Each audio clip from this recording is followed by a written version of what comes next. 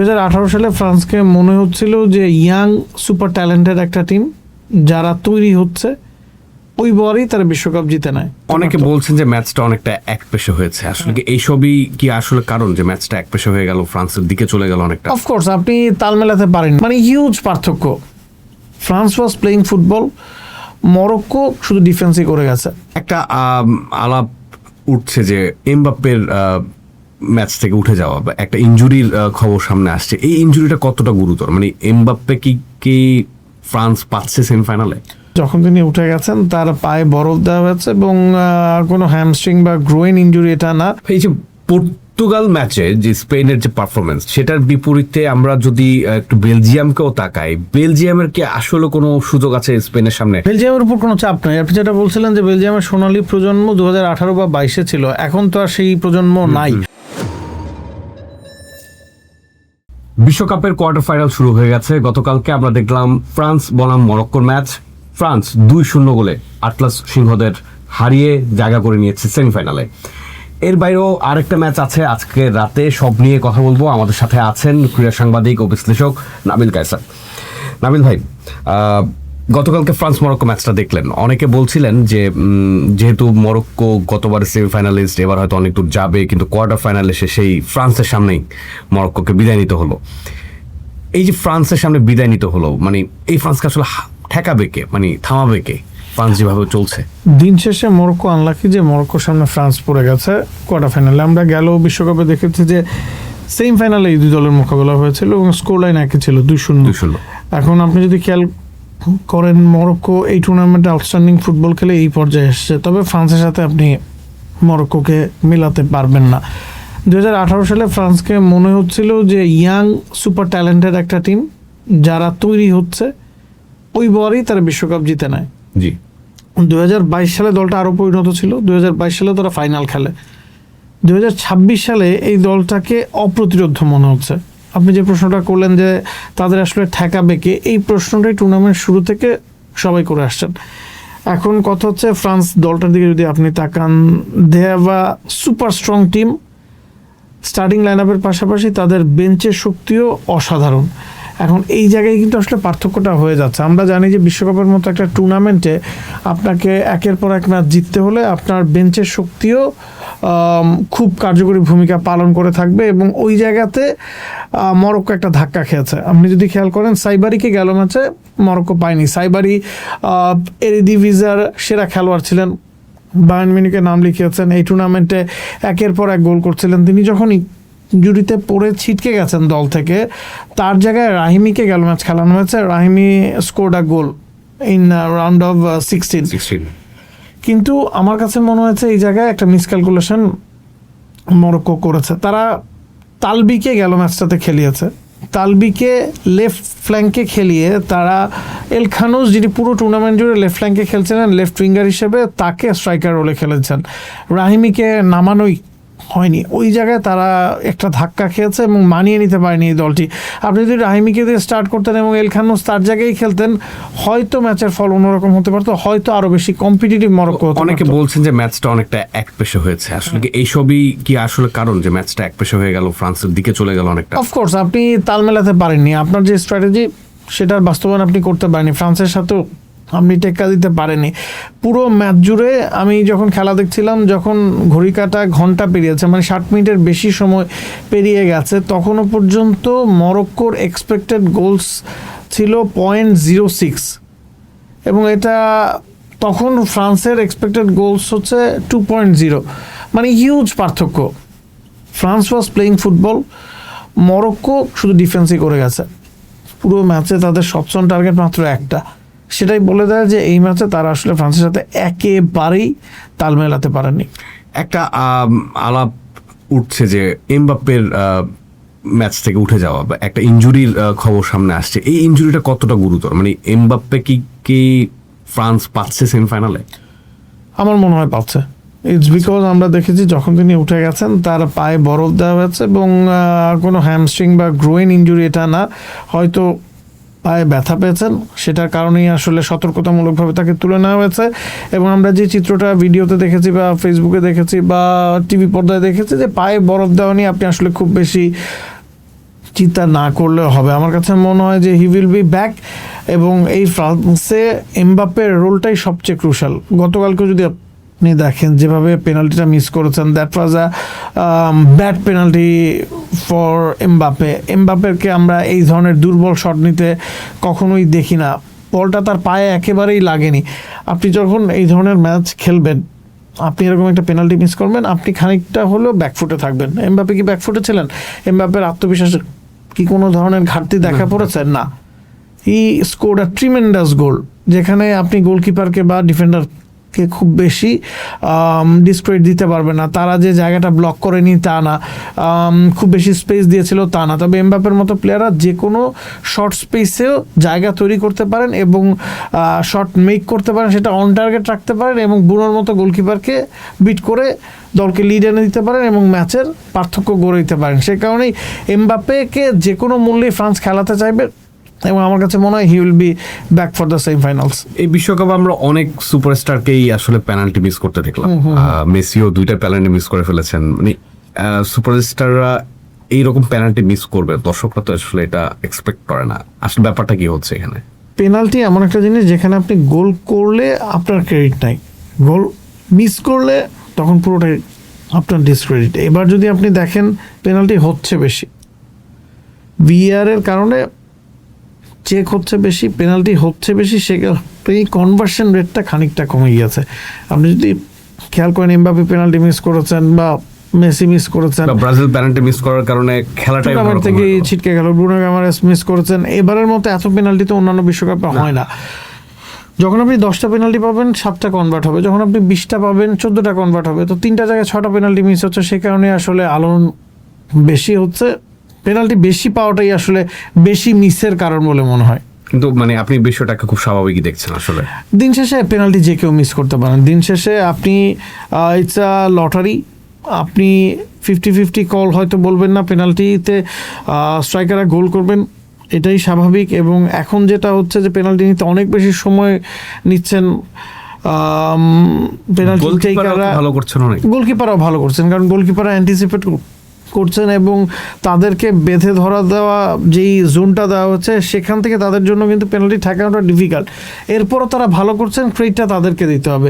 এবং পেনাল্টি নিতে আমরা দেখছি অনেক সময় লাগছে, সেই সময় অনেক স্লেজিং হচ্ছে, মনস্তাত্ত্বিক চাপ তৈরি করা হচ্ছে, যেটা আসলে পেনাল্টি টেকারকে ব্যাকফুটে ঠেলছে এবং গোলকিপারকে একটা অ্যাডভান্টেজ এনে দিচ্ছে। আপনি যদি পেনাল্টিতে গোল করতে পারেন, পেনাল্টি যিনি নিচ্ছেন তাকে খুব বেশি ক্রেডিট কিন্তু দেওয়া হয় না। গোলকিপারের জন্য ওটা মানে নো লস একটা ফর্মুলা, যে আপনার সব কিছুই পাওয়ার আছে, হারানোর কিছুই নেই। আপনি যদি ঠেকাতে না পারেন আপনাকে কেউ দোষ দিবেন, আপনি যদি ঠেকাতে পারেন আপনি হিরো হয়ে যাবেন।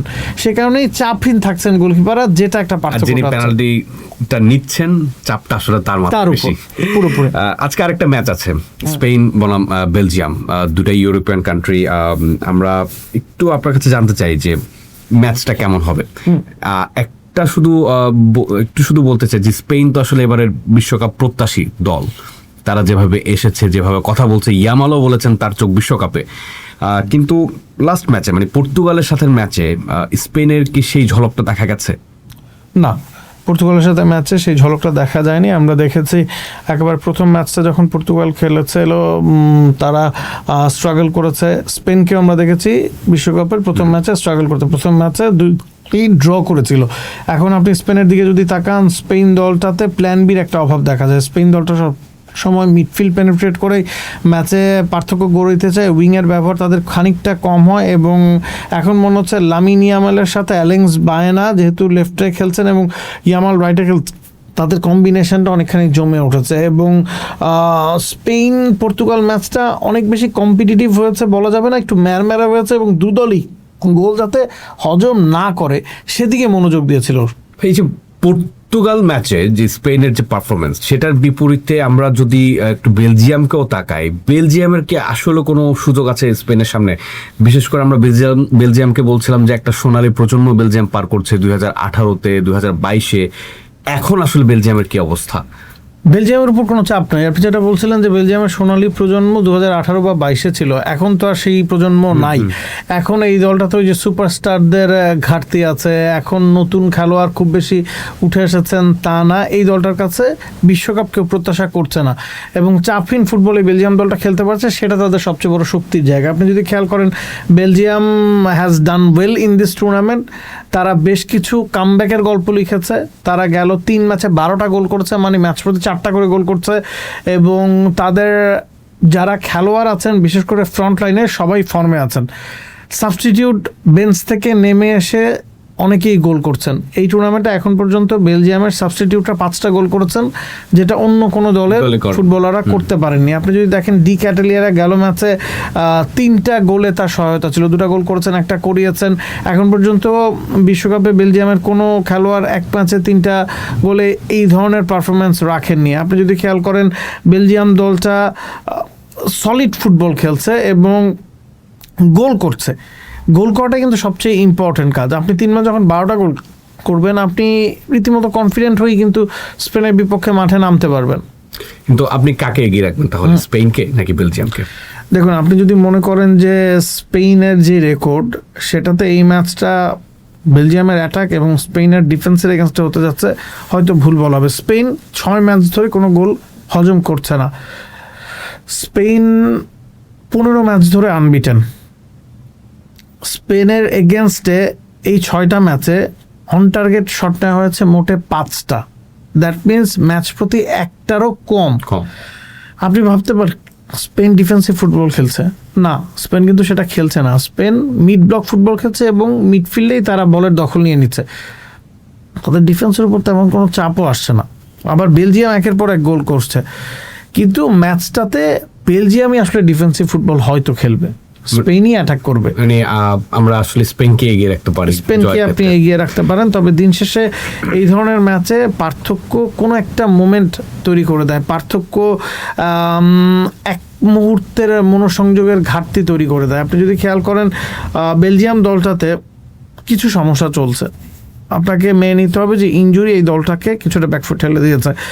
গেল ম্যাচে বেলজিয়াম দলটায় ডোকু খেলেননি, ডি ব্রুইনা খেলেননি, দুজনের একজনকেও স্টার্ট করানো হয়নি, এবং একজন বেলজিয়ামের গোল্ডেন জেনারেশনের সবচেয়ে বড় তারকা, আরেকজন বেলজিয়ামের আপকামিং সুপারস্টারদের মধ্যে সবচেয়ে এগিয়ে। দুজনকেই বাইরে রাখার গার্ডস কিন্তু দেখিয়েছেন তাদের কোচ।